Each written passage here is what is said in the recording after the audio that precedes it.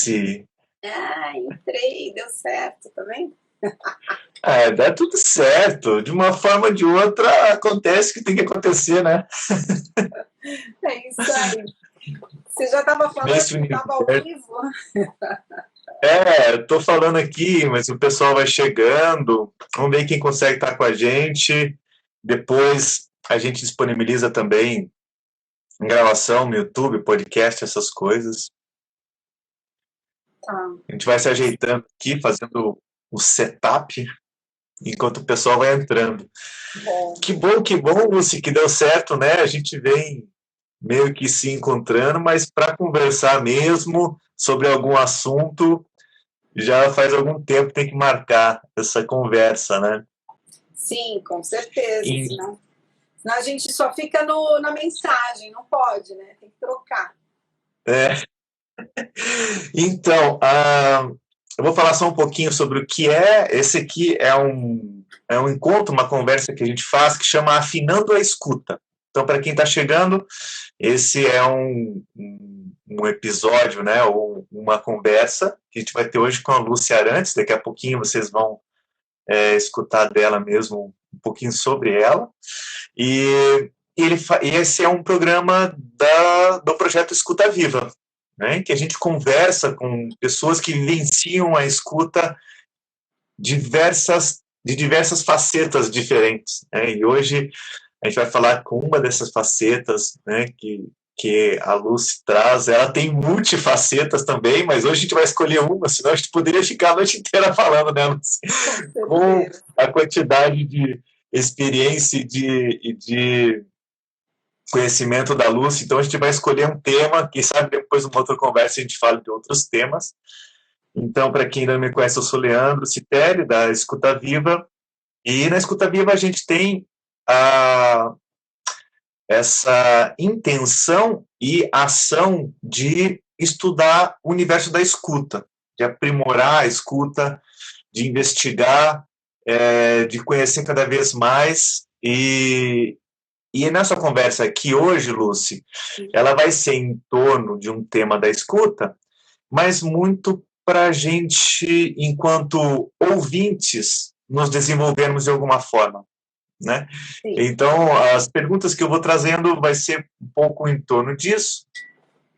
E só lembrando que depois essa gravação vai estar no YouTube, vai estar também no Spotify, como voz, né?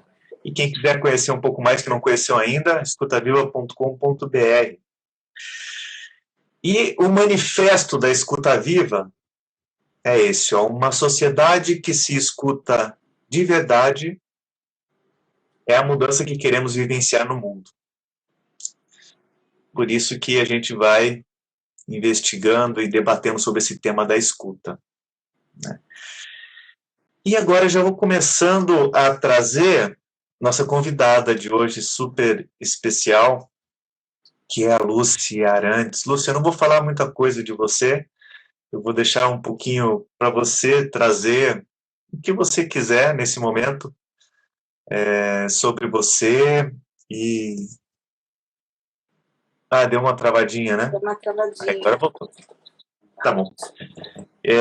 Queria passar um pouquinho a voz para você, falar um pouquinho sobre você, Lucy, e talvez sobre a sua relação com a escuta já. Assim, já quero ir puxando para o assunto da escuta. Tá? Depois a gente vai falar que tipo de escuta você vai trazer para nós, que é super importante nesse momento.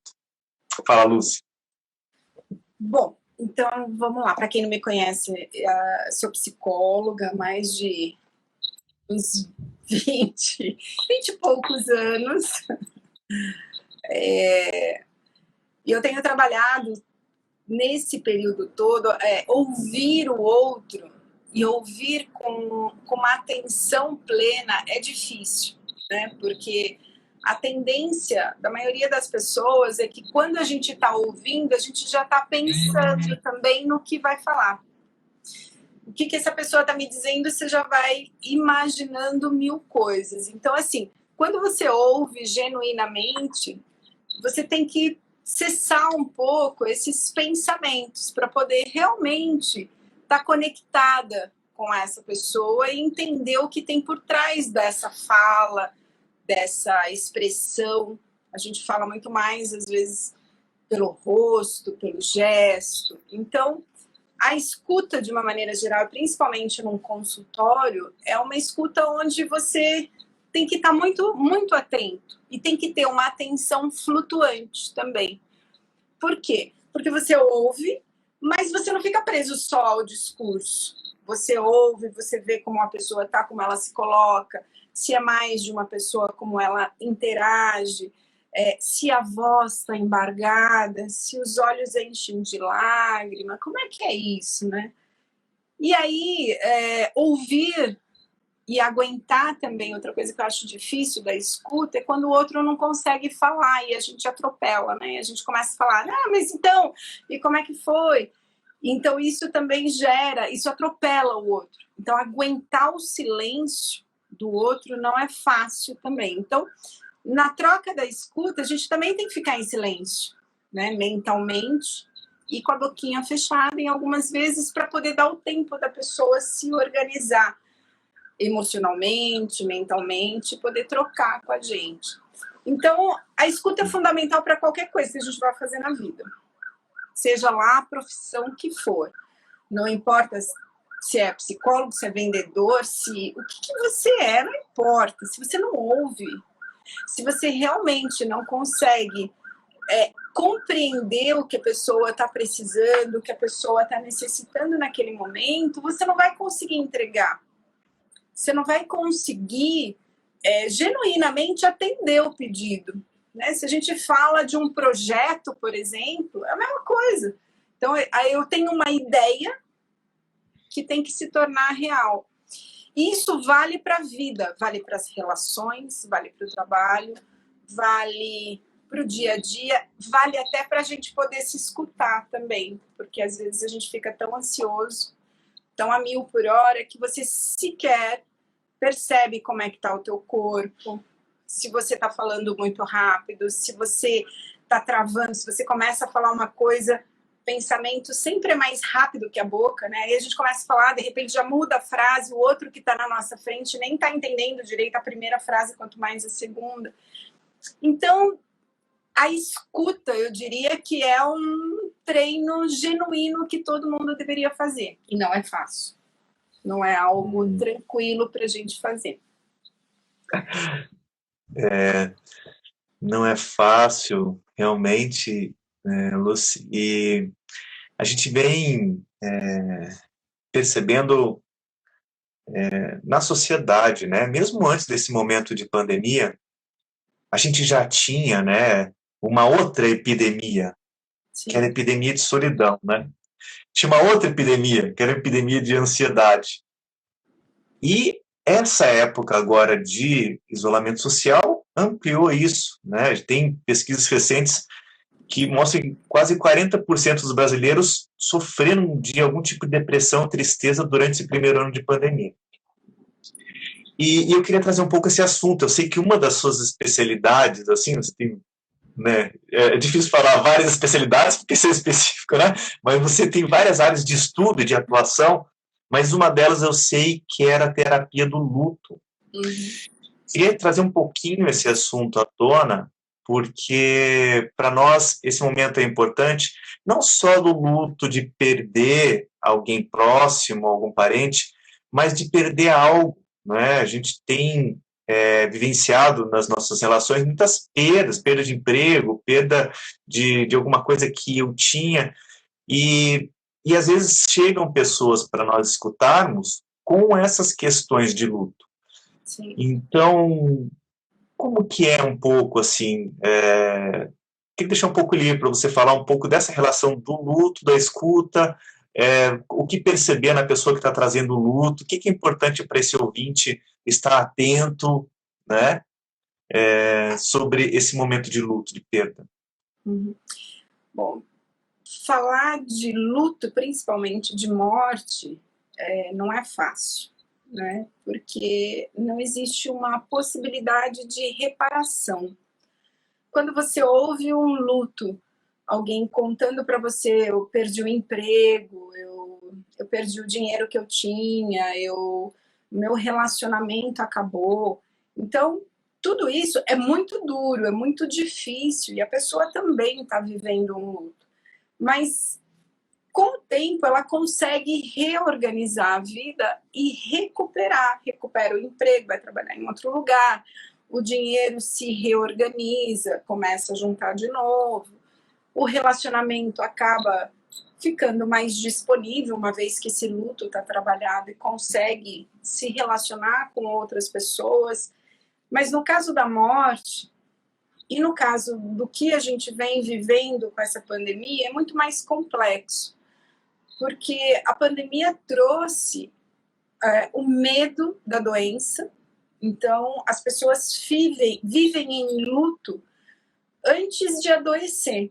Então, você percebe que muita gente já travou antes, tem medo de sair, tem medo de falar, e tem outros que negam isso e se jogam para o mundo como se nada tivesse acontecendo.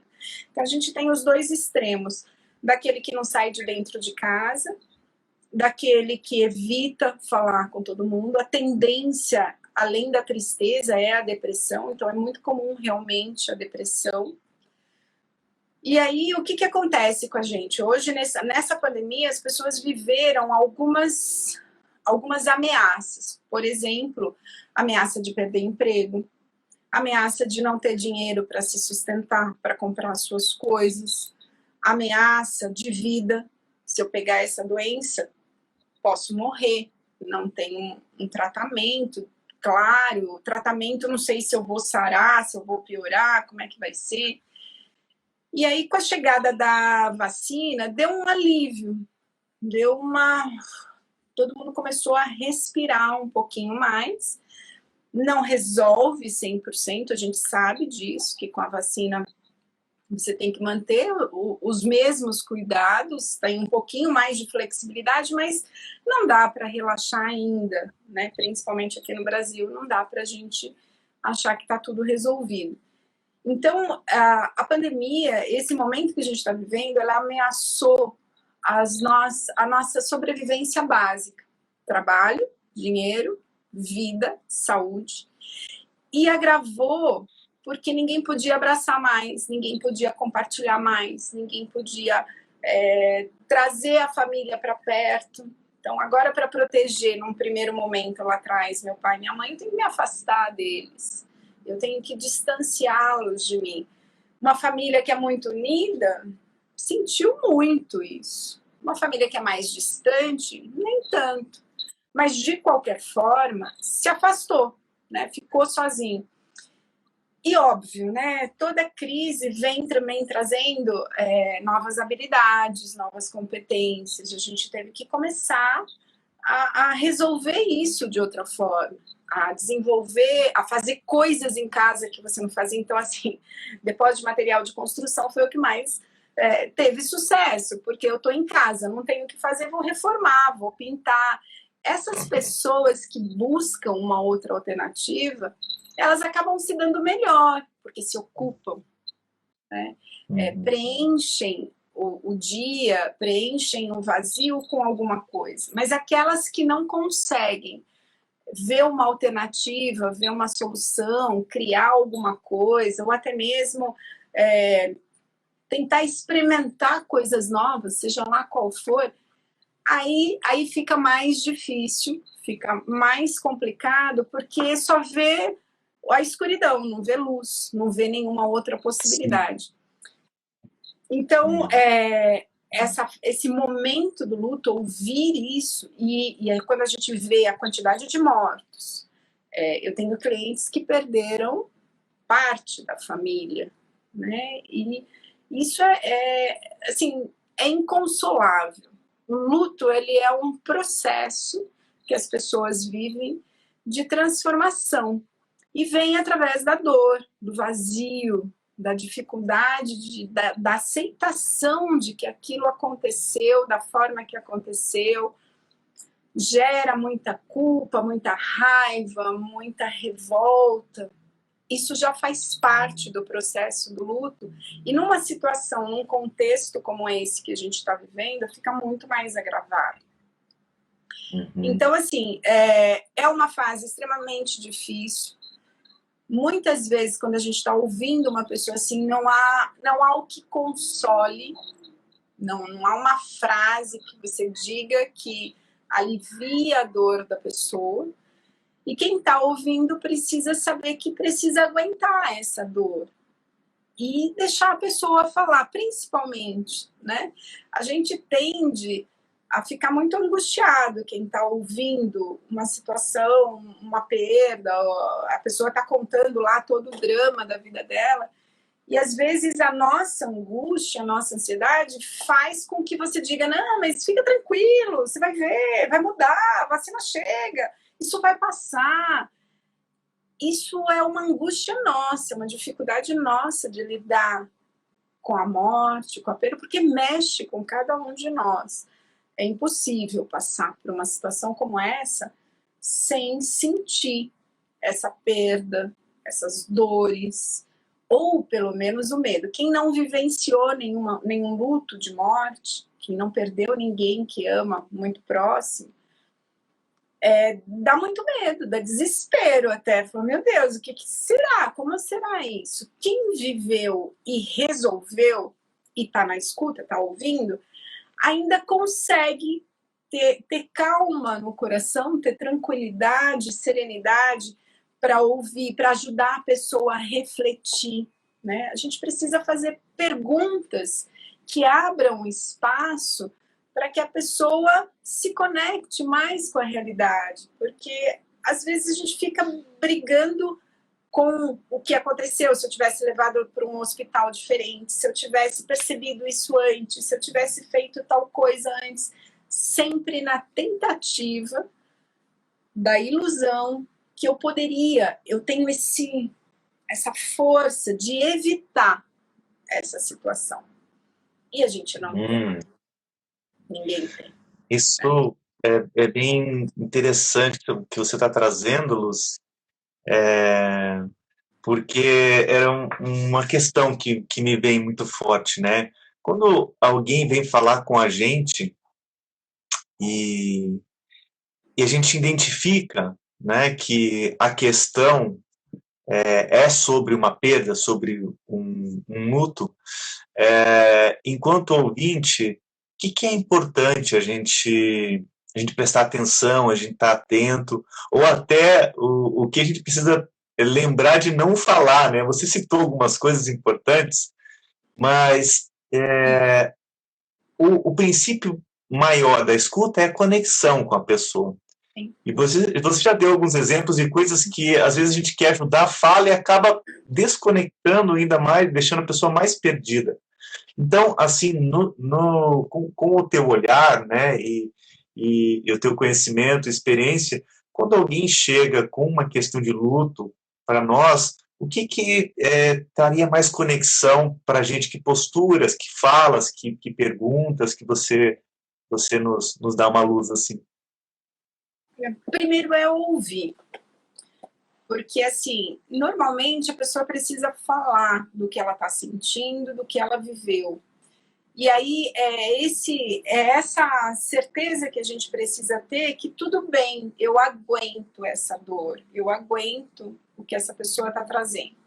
Então é ouvir, é dar apoio, é dizer realmente é difícil. Se eu já vivi, se eu já tive uma experiência, como é que eu me conecto com o outro?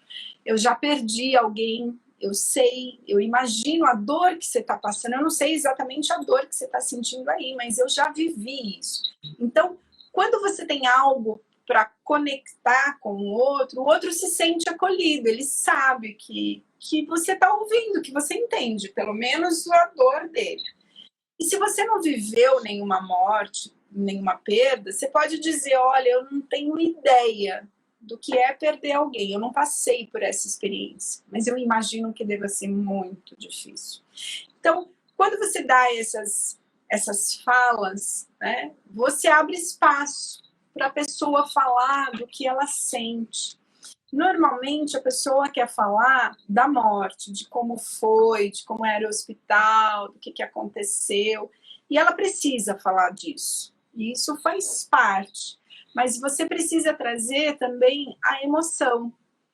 Às vezes a pessoa começa a chorar, então você tem que aguardar em silêncio esse choro e esperar a pessoa se recompor. Você pode fazer uma outra pergunta relacionada ao assunto, não mudar, né? Tipo, então, final de semana.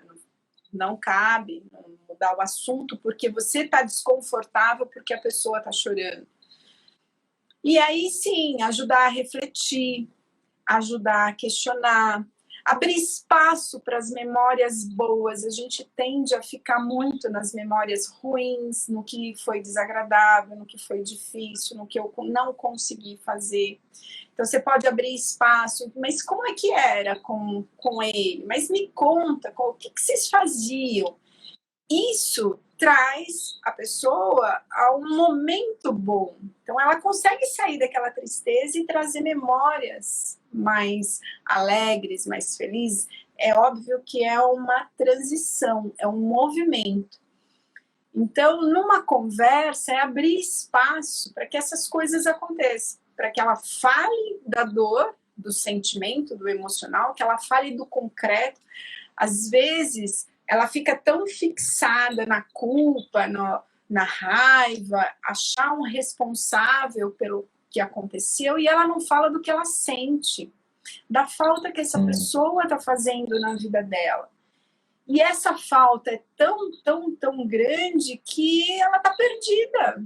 Às vezes, a pessoa não sabe nem ir no mercado fazer compra porque era o marido que fazia, era a mulher que fazia. Agora eu tenho que ir no mercado, meu Deus. Agora eu tenho que cuidar da minha conta, eu não cuidava da minha conta. Então são coisas tão, às vezes, que eu vou ter que desenvolver ainda uma habilidade numa dor tão grande que eu tô.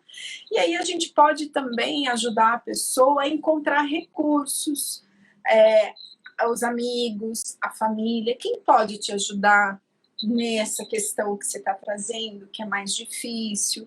E aí você vai criando uma rede, vai trazendo para ela uma outra possibilidade de apoio, de rede, de amigos, de família, pessoas que ela tem contato, pessoas que ela gosta, que há muito tempo que ela perdeu o contato e de repente é um momento de tentar uma conexão com essa pessoa. Óbvio que tudo que eu estou falando, num primeiro bate-papo, isso não rola, né? Então, assim, são muitas conversas, porque não dá para atropelar a pessoa trazendo isso que eu estou falando, é um processo.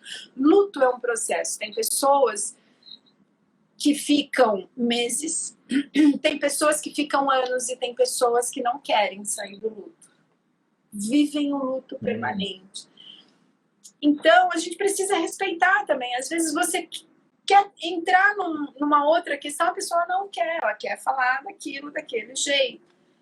E tudo bem, tá tudo certo. É o que ela consegue agora. Você espera o tempo dela e depois você dá mais um passinho, se possível. E é isso que é difícil, porque o trabalho da escuta é aguentar, é ouvir a dor do outro. E muitas vezes a dor do outro mexe muito com a nossa dor, com as nossas experiências, com os nossos medos, com as nossas angústias. E aí seria legal quem ouve também ter um suporte, ter uma ajuda, ter um outro profissional que possa trocar, que possa te ajudar a também dar espaço para essa angústia, para essa dor. Isso é muito importante. Interessante você comentar isso, porque aqui na Escuta Viva é justamente isso que a gente faz, né? A gente se alimenta de escutas também, além de escutar os outros, para que a gente também tenha esse espaço, né? Você comentou um pouquinho sobre o processo, né, do luto. Achei bem interessante isso, que tem pessoas que têm um processo mais curto, pessoas que ficam mais tempo, né? E eu sei, porque você já deu um seminário para a gente, que o luto tem as fases também, né? Tem pessoas que ficam mais uma fase, vão para outra, ficam em outras, e talvez seja um pouquinho, legal a gente falar um pouquinho, assim, dessas frases, para a gente identificar enquanto ouvinte e saber um pouquinho onde a pessoa está. Mas antes eu queria só falar que as pessoas que estão entrando, estão assistindo a gente aí, podem fazer perguntas também, tá? Se tiverem, a gente está falando hoje com a Lucy, que tem uma das áreas de atuação é terapia do luto, mas também tem outras coisas legais. Daqui a pouquinho a gente vai abrir o espectro, né? A gente já está chegando no caminho de saída dessa pandemia, mas ainda estamos enfrentando muitas situações de luto, e pessoas que entraram em luto ainda não saíram, né? Apesar de já ter ocorrido há algum tempo, e por isso que a gente acha importante conversar, porque enquanto ouvintes, a gente recebe pessoas que vêm com esse tema e a gente precisa estar um pouco mais preparado e ancorado. Então, só retomando um pouquinho, Lúcia, você falou um pouco nessa postura de ouvinte, desse lugar de fala, né? Se eu tenho esse lugar de fala que tem uma sintonia com o que a pessoa está trazendo, é legal trazer para dar um apoio. Você trouxe essa questão da empatia forte, né, de tentar, mesmo que eu não tenha uma situação similar, tentar se colocar naquele lugar e talvez deixar a pessoa entrar nos sentimentos que causam a ela aquele luto. Às vezes a pessoa foge tanto que não entra em contato com isso, fica postergando, parece, né, esse contato com essa realidade. E uma outra coisa que eu escutei também de você é um caminho para reconectar ela com outras pessoas que às vezes ela estava muito tempo sem falar, pessoas que talvez eram importantes, são importantes para a vida dela, né? E às vezes é um momento de retomar esse contato, de reconectar, né? Acho que isso eu escutei um pouco, assim, já me deu uma clareza maior. Mas não sei se você quer trazer um pouquinho, acho que pelo menos foi importante para mim conhecer um pouquinho essas fases, né, que teóricas, né, que te passam luta. Às vezes a pessoa passa elas muito rápido, às vezes fica em uma, mas acho que é legal saber um pouquinho esse universo, né, que a outra pessoa está passando. A gente, vamos lá, quando você acaba de ter a notícia, né, ou, então vamos antes, né, se a pessoa adoece, então, se você, a gente chama de um luto antecipatório, às vezes a pessoa já começa a viver o luto numa situação de internação, numa doença grave, num acidente. Então, quando a pessoa que a gente ama está lá entre a vida e a morte, a gente já começa a viver essa angústia do processo de luto. Então, ora piora, meu Deus, agora vai morrer, ora melhora e ufa, agora vai sair. Só que nesse processo, o que ocorre normalmente? As pessoas têm que se reorganizar. E a vida tem que pedir ajuda para todo mundo, um fica no hospital de dia, outro fica no hospital de noite. Então, ocorre toda uma mudança, uma dinâmica muito diferente. Quando por exemplo, se é marido e mulher, que um depende do outro 100% do tempo, então a gente direciona a nossa energia para aquela pessoa, para aquele momento, para aquele contexto. E a pessoa já vive esse luto, melhora, piora, e a sensação de que vai perder e, ao mesmo tempo, a esperança de que vai melhorar. Então, é uma briga muito grande. E, às vezes, a pessoa passa por momentos de... Isso acontece quando a doença é muito grave e a pessoa sofre muito. Às vezes, você deseja que a pessoa morra, porque o sofrimento é tão grande para a pessoa que você ama, que chega uma hora que você fica desesperado. E, ao mesmo tempo, você sente culpa quando você sente isso, quando você pensa isso, quando você fala, meu Deus, precisa aliviar essa dor, precisa parar esse sofrimento. Mas isso gera muita culpa. Então, esse luto antecipatório, seguido da morte, a pessoa vem com uma carga já muito triste ou melancólica, necessariamente, às vezes não está deprimida, às vezes já está deprimida. Quando a pessoa está num processo de depressão, precisa de acompanhamento médico, psicológico, precisa tomar uma medicação, porque sozinha vai ser muito difícil sair. Então, quando a pessoa morre, ela tem uma dificuldade primeiro de aceitar. Essa é A gente nega, né? A gente fica em casa e às vezes você escuta o passo da pessoa chegando. Às vezes você está conversando com alguém, você fala, eu vou falar. E aí você lembra que a pessoa não está mais ali. Então, a gente tem uma dificuldade realmente de aceitar o que aconteceu. Então, a gente chama de fase da negação. Né? Então, tem pessoas que começam a agir como se nada tivesse acontecido.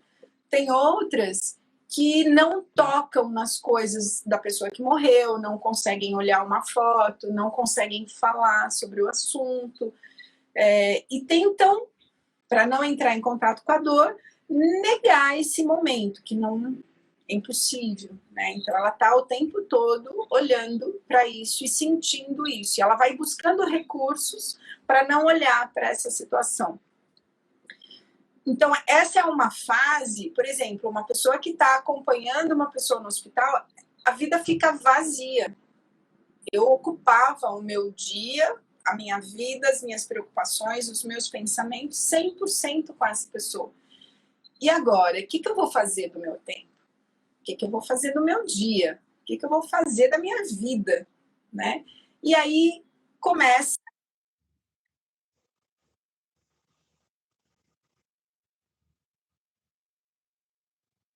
parar de frequentar a religião que está acostumado, ter uma crítica muito severa com ela mesma.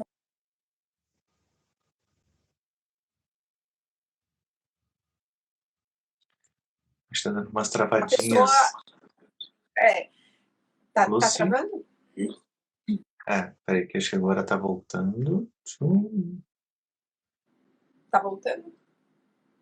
Ainda não. Agora voltou. Voltou, tá. Lucy.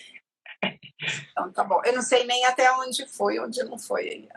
Você estava falando que as pessoas que estão por conta de cuidar de uma pessoa, né, no hospital ficam 100% voltadas para isso, toda a energia, todo o tempo, e depois que acaba, ficam meio perdidas, é isso? Isso, fica vazio, né? Não tem o que eu vou fazer do meu dia. Então, dá uma solidão.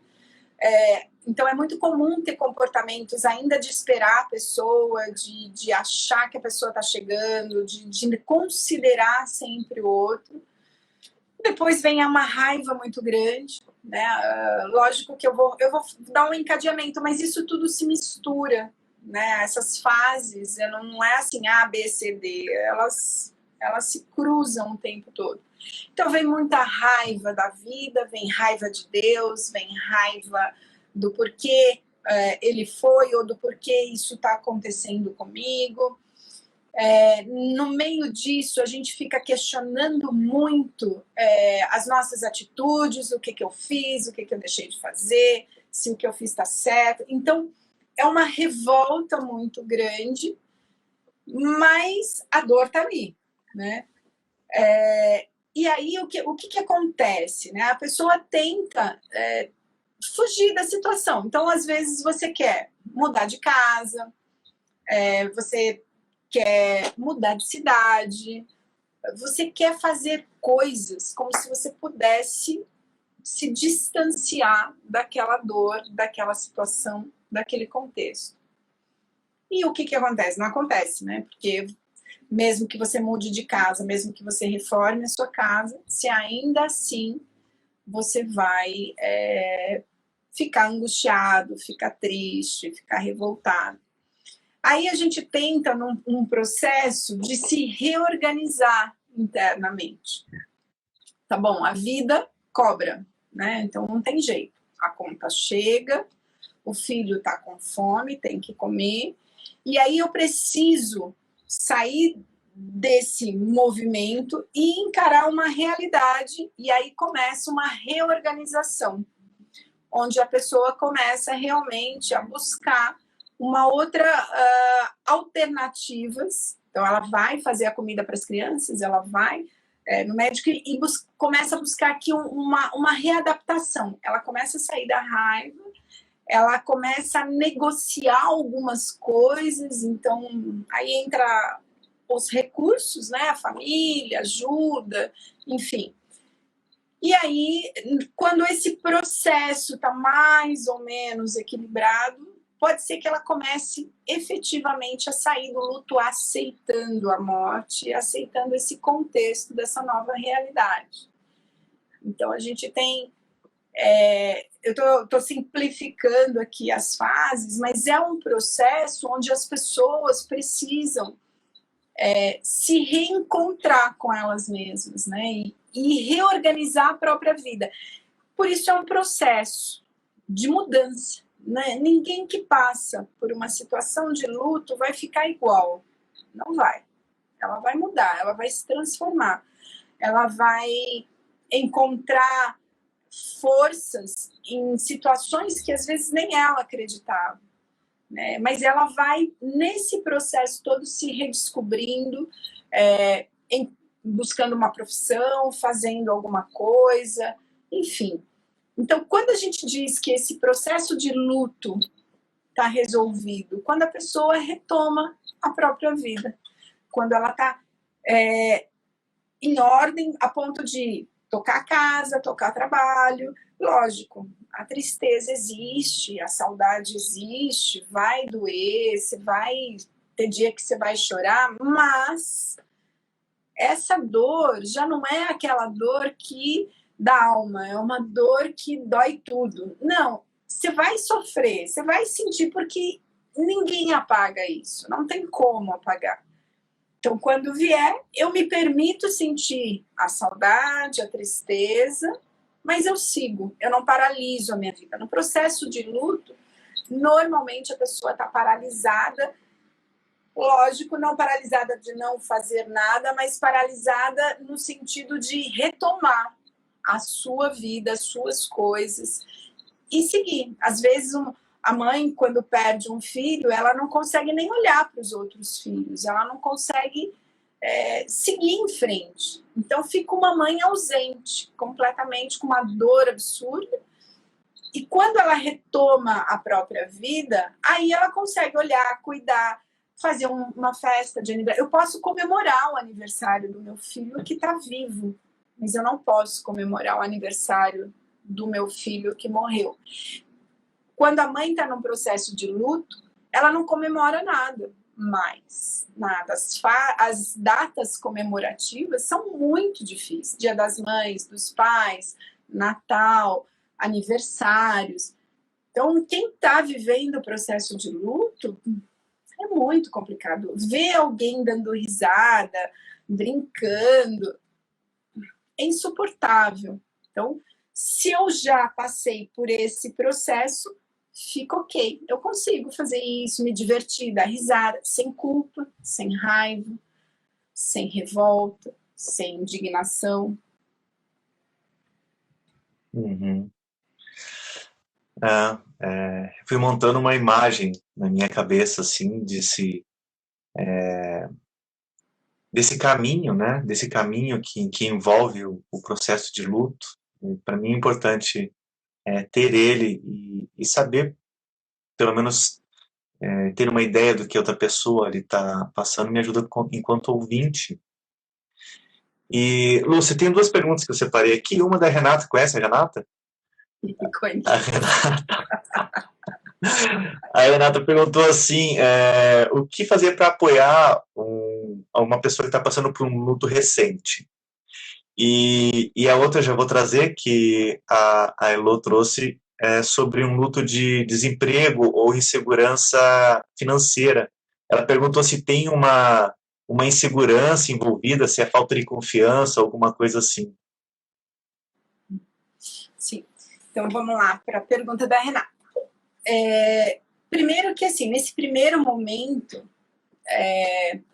fala menos e ouve mais. Né? E aí é a conexão emocional que você vai fazer, é compartilhar o que você sabe, é não querer fugir do assunto. Essa fase pode demorar meses ou não. Então, a pessoa fica num processo, é interessante isso. Ela começa a perceber, a própria pessoa que está vivendo o luto, ela começa a perceber que ela não consegue mais se relacionar com ninguém, porque ela começa a falar, ela começa a chorar. ou as pessoas tentam tirá-la desse estado emocional e falam coisas que ela se irrita e ela fica brava. E a pessoa vai se calando com o tempo, ela vai parando de falar e às vezes as pessoas, os outros, se afastam da pessoa, porque assim, não dá. Cada vez que eu encontro a pessoa, ela só chora, eu não sei mais o que dizer, eu digo que vai passar isso, mas ela continua chorando. Então, esse primeiro momento é o momento mais difícil. É o momento do abraço, é o momento da conexão afetiva, é o momento de deixar a pessoa repetir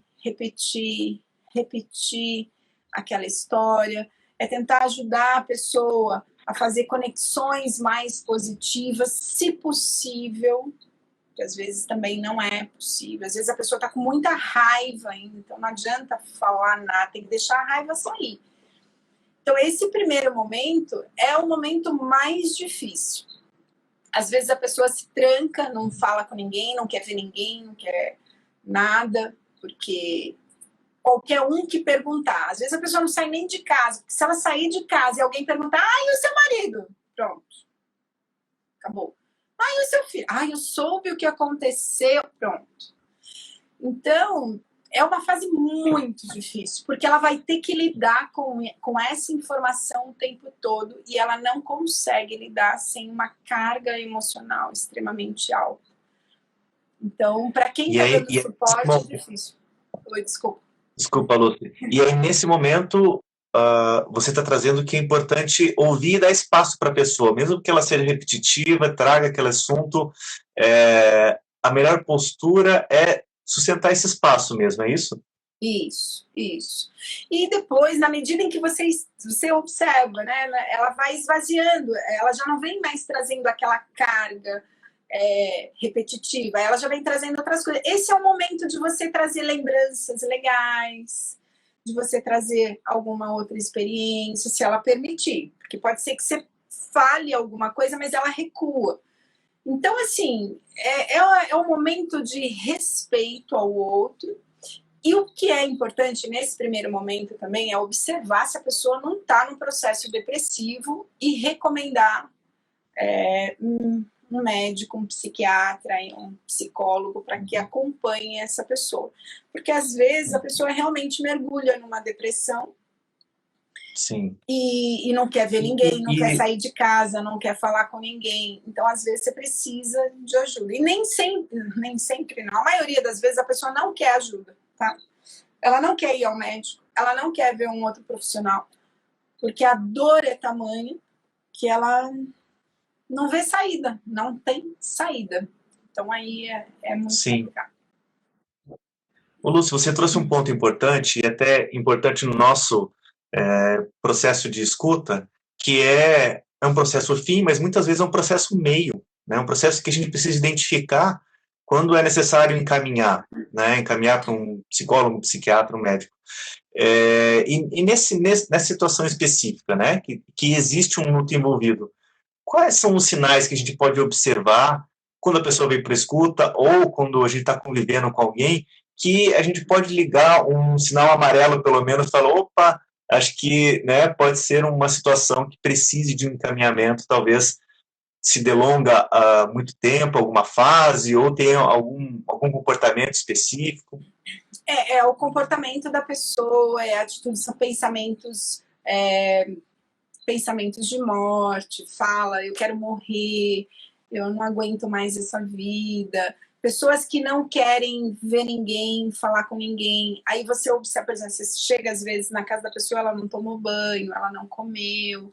Então, tudo isso já mostra que ela não está dando conta, ela não tem energia necessária para levantar da cama, para comer alguma coisa. Então, a fala, então, dependendo do tipo de fala, às vezes não adianta nem dizer para ela, olha, você precisa ir no psiquiatra. Ela vai dizer, não preciso nada. Você precisa de nada, não preciso nada. Às vezes você tem que pedir ajuda para alguém da família. Às vezes você tem que falar, poxa, né, leva tua mãe no médico, chama o médico. Às vezes a pessoa não vai sair de casa. Às vezes o médico tem que ir em casa.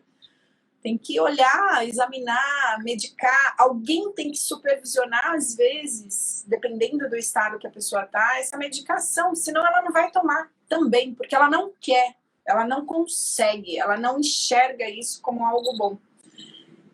Então, assim, é o discurso que precisa, às vezes, desconexo, às vezes sem propósito, sem objetivo, perdeu a vontade, a alegria. Isso a depressão traz, né? Você não tem perspectiva, tudo é cinzento, todo mundo está rindo, você não... Então, dependendo da fala, dependendo do comportamento, você pode falar para a pessoa. Se ela rejeitar de cara, aí, se ela ainda estiver aberta para um tratamento melhor, você vai nessa conversa e pode ser que ela consiga ainda ter força suficiente para ir para ajuda. Às vezes você precisa envolver um outro familiar, uma outra pessoa, para te ajudar realmente a buscar um outro profissional que possa atendê-lo. Ah, perfeito. Obrigado pelas... Já dá algumas luzes, assim, para a gente, né, conseguir identificar. E me veio uma pergunta, você começou a falar sobre isso mais cedo, mas eu queria te pedir para explorar um pouquinho mais, que são os nãos, assim, né? No teu ponto de vista, eu aqui, enquanto desse lado, enquanto ouvinte, depois a gente sai desse assunto, acho que a gente abre um pouco sobre a escuta, mas eu queria fazer mais essa pergunta. Eu, enquanto ouvinte, quando alguém me traz uma questão de perda, de luto, quais, no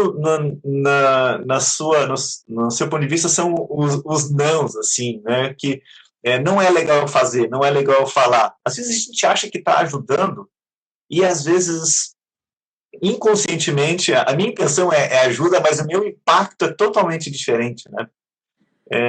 Você lembra de algo assim que já possa ter acontecido e que causa uma desconexão ou causa a pessoa a ficar mais ainda nessa fase, algo assim? Tentar... eu acho que a primeira coisa... Falta responder a pergunta da outra pessoa, que eu vou responder daqui a pouco, mas só complementando a sua. O que é mais difícil é a gente tentar convencer o outro de que faz parte da vida e que ela precisa aceitar e que está tudo certo. Então, se a nossa fala, se a nossa atitude é para convencê-la, ferrou. Não vai dar certo, não vai funcionar. Então, assim, você pode trazer informação, você pode trazer dar um texto para ela ler, um livro, e vai depender, mas assim, o processo é dela, não é a gente que vai convencer o outro de que isso faz parte da vida, que a morte é a única coisa certa, que a gente sabe que vai acontecer, a gente só não sabe quando, mas que a gente vai morrer, todo mundo aqui vai morrer. Como é que é isso? E isso é assim mesmo, entendeu? Então, não vai dar certo. Então, eu acho que, na melhor das intenções, nessa argumentação, eu acho que o tiro sai pela culatra. A gente se desconecta da pessoa. Mesmo porque ela não está aceitando, ela não quer ouvir isso. Não é isso que ela quer ouvir. Talvez, nesse momento, ela queira só falar. Ela precisa descarregar. Respondendo a pergunta lá da Elinice, né? Eu esqueci o nome dela. Da Elo. Da Elo, que ela fala da perda do trabalho. Do desemprego e isso. Isso. Então, assim, é um dado de realidade. A pessoa perdeu o emprego, né? E óbvio que todas as vezes que a gente perde o emprego, seja por uma necessidade da empresa de fazer uma demissão coletiva, ou uma situação específica, profissional, que me levou a ser demitida, a gente fica mesmo com a autoestima baixa, não tem jeito, né? Então, você se questiona, você se avalia, ou eu sou culpado, ou a empresa é culpada, ou o governo é culpado, enfim. Então, nesse contexto, nesse primeiro momento, também é a mesma coisa, deixa a pessoa falar, descarregar toda a raiva dela, a revolta dela em relação ao evento. Depois vem medo, vem muita angústia, medo de será que eu vou conseguir outro emprego? E agora? O país está assim, está assado. E aí uma das coisas que a gente pode fazer é trazer para a pessoa se você conhece ela, os recursos que ela tem. Então, pô, mas quando você trabalhava, o que você fazia? Ah, fazia tal coisa. Puta, que legal, você era bom nisso? Era. Então, o que você pode fazer com isso? Né? O que isso pode te ajudar nesse momento? E a gente tem N histórias de pessoas que perderam o emprego e se tornaram empresários, se tornaram empreendedores, deram muito certo e ganharam muito mais, mas ela precisa encontrar as suas competências, a acreditar no seu potencial. Então, num primeiro momento, também é deixar a pessoa esvaziar, né? Porque ela está no processo de raiva, ela está no processo de negação, e agora, meu Deus, mas ela tem recursos, como todos nós, cada um de nós temos lá as nossas qualidades e os nossos defeitos, todo mundo, sem exceção. Tem coisa que eu sou muito boa, tem coisa que eu sou mais ou menos, tem coisa que eu sou péssima. E ok, você é assim e o planeta inteiro é assim. O que eu sou muito boa? Pô, isso eu posso trazer alguma coisa, transformar isso em algo produtivo para mim nesse momento? Às vezes a pessoa fica tão atordoada que a criatividade desaparece, né? Mas é buscar o recurso, ajudá-la a falar o que mais que você faz bem, o que te ajuda, que crise que você já passou na tua vida? Já passei. O que você fez lá atrás? Porque a pessoa tem recurso. Então, uma forma é estimular a pessoa a encontrar em si própria essa força que ela tem. Então, esse é um jeito de ajudá-la a passar por esse processo. É mais fácil, por quê? Porque ele vai encontrar um emprego, vai vender um lanche na porta da escola, vai se virar, vai fazer acontecer. Esse é um movimento, né? Diferente do luto de morte. Sim, sim. Que aqui tem vida, né? E a vida é movimento, né? Isso. Eu queria trazer um pouquinho agora, uma pergunta mais aberta em relação à escuta. Você gosta de trazer essa questão assim para quem a gente está conversando, para trazer uma percepção ao redor, até uma reflexão sobre a sociedade. O que você acha, Lúcia, assim, que aconteceria na nossa sociedade se todas as pessoas, sem exceção, se escutassem profundamente? O que você acha que aconteceria? Olha, eu vou agregar mais uma coisa, não só a escuta, quanto ao respeito do que a gente está ouvindo. Porque só escutar, né, como a gente falou, não adianta você escutar e querer convencer a pessoa de que, olha, morreu, então, é a vida, é assim mesmo, tal, isso passa. Consolar, né? Então, assim, é respeitar, ouvir genuinamente, né? Fazer essa conexão mais empática com o outro, se eu estivesse no lugar dessa pessoa, como é que seria isso para mim, né? Porque a minha experiência é única. A experiência dessa pessoa que está na minha frente é única. Eu não sei o que ela está sentindo, mas eu posso ter uma ideia me colocando, ou tentando me colocar no lugar dela. Então, tudo isso é muito legal desde que eu respeite o que eu estou ouvindo, eu respeite o que a pessoa está trazendo, o que ela está precisando. Então, se a pessoa me diz algo que eu acho que, por exemplo, vamos falar do tratamento, que isso que eu vou dizer pode ser assim ainda pior, né? Vamos imaginar uma situação que eu perdi minha filha e eu quero morrer. Eu tenho esse desejo de morte. Eu quero morrer. E tudo que eu faço ao longo do meu dia, da minha noite, é pensando nisso. E aí você vem bater um papo comigo e você fala, puta, a Lucy tá ferrada agora, tá numa depressão profunda, com pensamentos suicidas. Então eu vou lá, vou pegar a Lucy, vou levar no médico, vou chamar a família dela, vou... Independente, eu posso ir ao médico, você pode pegar o comprimidinho, colocar na minha boca, mas o meu desejo de morte, a minha vontade, Se você respeitar e se você ouvir, você vai abrir um canal muito mais importante do que só me levar para o médico. O que é isso? Falar, Lucia, eu tô vendo que você quer morrer. Eu tô percebendo isso. É assim? É isso? Eu quero morrer. Eu não aguento mais essa dor, eu não aguento mais essa vida. E aí sim, a pessoa abre para uma conversa honesta. E a partir daí, pode ser que ela mude de ideia. Pode ser que não. Pode ser que até você convença ela a ir ao médico. Pode ser até que ela vá. Mas, de qualquer forma, você está respeitando genuinamente aquilo que ela está trazendo. E se ela quiser morrer mesmo? Cara, não tem o que fazer.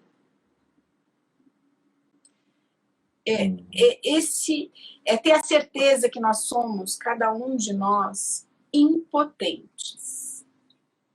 Nós não podemos nada. Nada. Eu sou impotente, você é impotente. O que a gente pode é se ajudar, se o outro permitir. Se o outro quiser. Eu posso querer te ajudar e você não querer se ajudar. E não adianta. Então, é duro isso, mas é importante ter essa clareza, né, do que é para cada um e porque é. E lógico, é muito mais complexo do que eu estou falando aqui, mas enfim.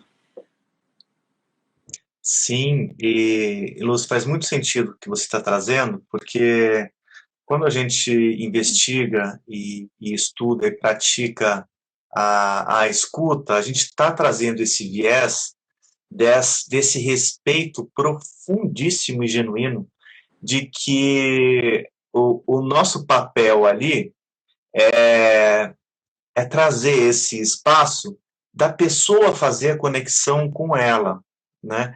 E isso é respeitar que ela tem o seu caminho, a sua resposta, o seu empoderamento ou apoderamento, ou poder, ou potência interna, né? E que eu estou aqui para espelhar um apoio no sentido de entender, no sentido de expressar meu entendimento sobre aquilo. E isso pode causar um movimento diferente nela. A gente acredita muito, esse é o poder da escuta, né? E se isso acontecesse, Lucy, com todas as pessoas, se todas as pessoas tivessem essa consciência e essa prática dessa escuta com um respeito profundo, como você acha que seria a nossa sociedade? Muito melhor, né? Muito melhor.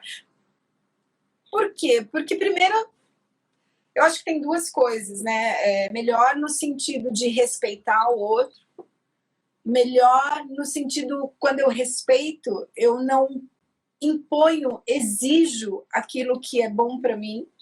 Então, isso é difícil. A outra coisa é o julgamento. Se eu ouço genuinamente, eu tento me conectar, me colocar no lugar do outro, não dá para julgar. Não dá para dizer tá certo, tá errado. Eu faria diferente, eu não faria desse jeito. Então, assim, se a gente ouvisse respeitosamente e atentamente o outro e respeitar exatamente o que o outro está trazendo, provavelmente a gente teria zero de conflito, ou até teria conflitos. Ok, a gente pode chegar no meio do caminho, mas não vai ser nem do teu jeito e nem do meu jeito, mas a gente pode negociar e a gente vai ter que desenvolver uma habilidade que alguns têm mais dificuldade do que outros, que é a negociação, que é achar o meio termo. E esse meio termo vai ser melhor do que ou do meu jeito, ou do seu jeito, ou de nenhum jeito, né? Porque às vezes a guerra é tamanha que rompe. Muito bem. Seria uma diferença grande, né? Seria. Nessa nossa sociedade. Ô, Lúcia, a gente está indo já para um finalmente aqui, fazendo um fechamento, mas antes eu queria te fazer uma proposta e depois para te fazer uma pergunta final, que ela tem 3 fases. A proposta é assim, O que você poderia pensar ou deixaria assim de dica de mestre dos magos, né?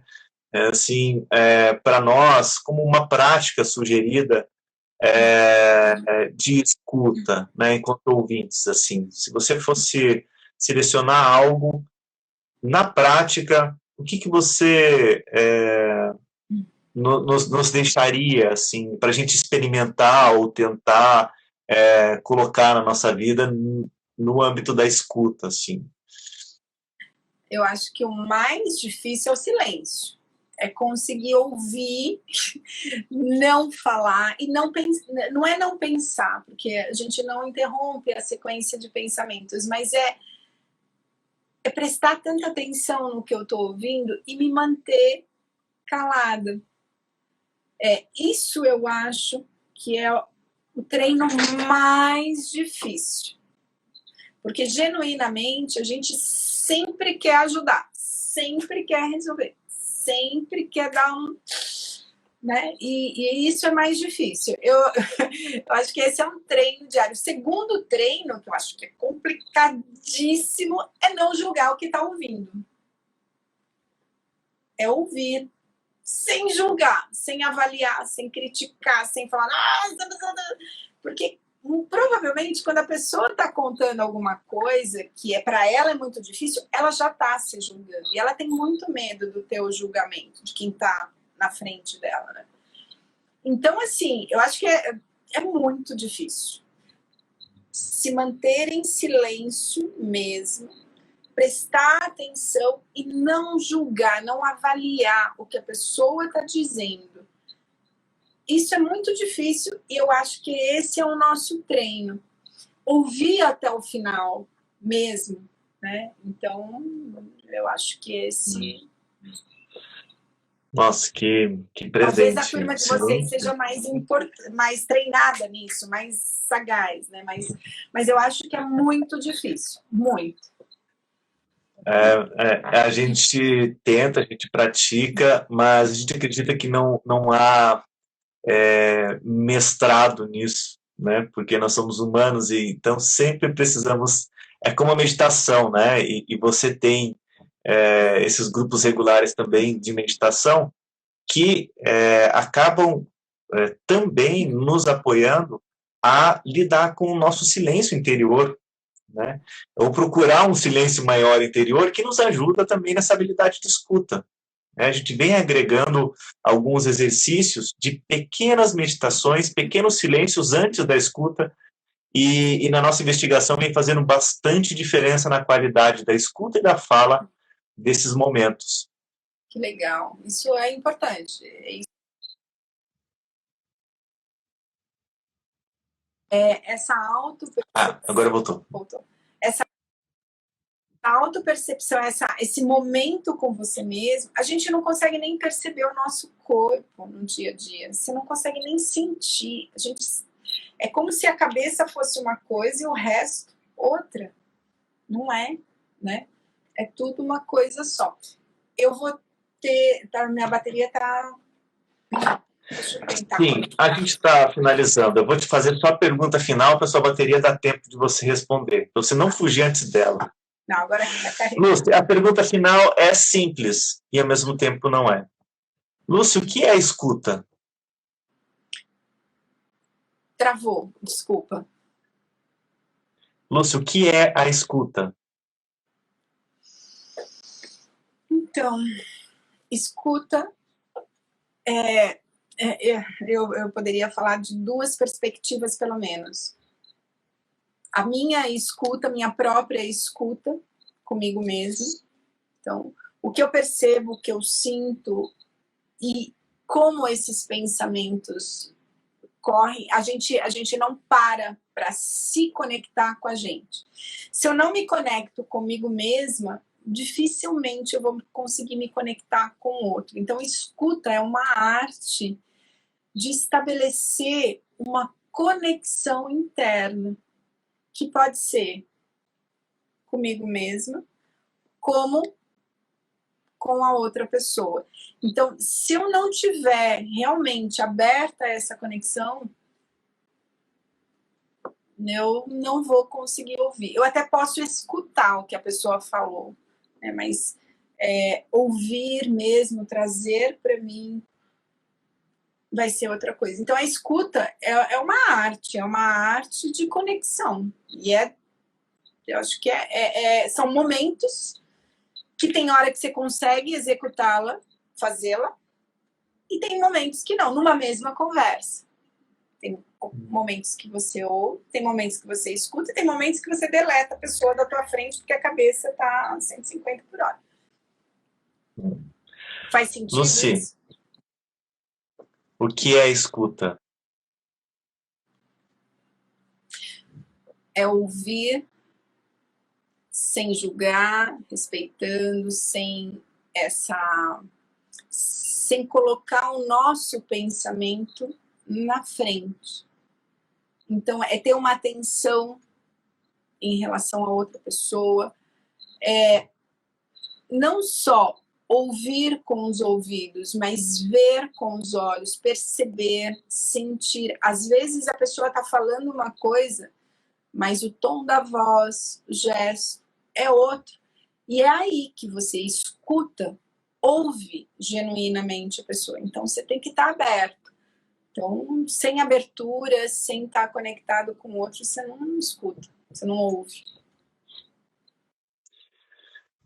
Para fechar nossa conversa, Lucy, o que é a escuta? De novo? Ai. A escuta, para mim, é algo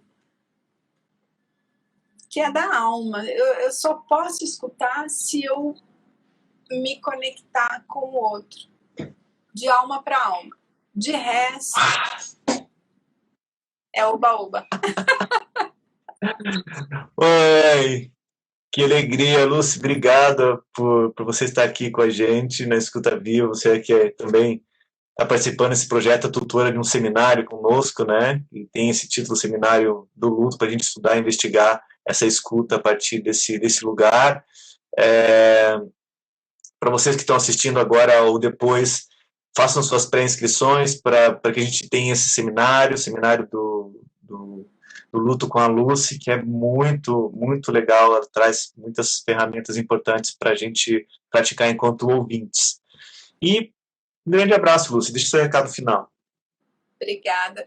Eu agradeço muito essa oportunidade e realmente eu gostaria muito que as pessoas se empenhassem mais em ouvir, sentir e se conectar com o outro, sem julgar, sem botar o certo ou errado. Isso são valores, crenças que cada um, de acordo com as suas experiências, enxerga como verdade. Se a gente consegue estar consciente disso, que é um valor meu, ok, eu não faria o que você faria, mas tudo bem, ok, você fazer isso. Isso ia aliviar tanto.